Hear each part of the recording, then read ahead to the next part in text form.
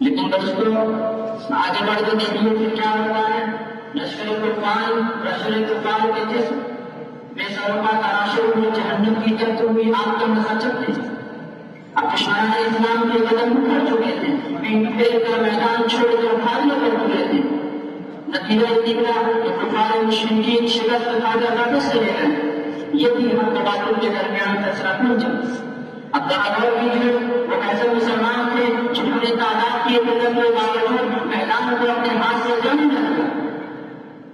ان کے اندر ایمان تھا, جوامتی کا جوہر تھا.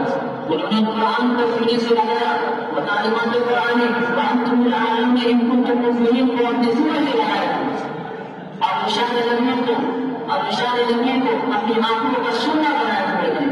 اس وجہ سے انہوں نے کبھی کے باوجود کامیابی اور کامیابی حاصل کر لی. یاد رکھنے کو ٹھیک کہا ہے, وہ معزز تھے زمانے میں مسلمان ہو کر, وہ معزز تھے زمانے میں مسلمان ہو کر, اور انسان کو بتانے کا کیا ہو یا آج یہ ممکن نہیں, ضرور ممکن ہے.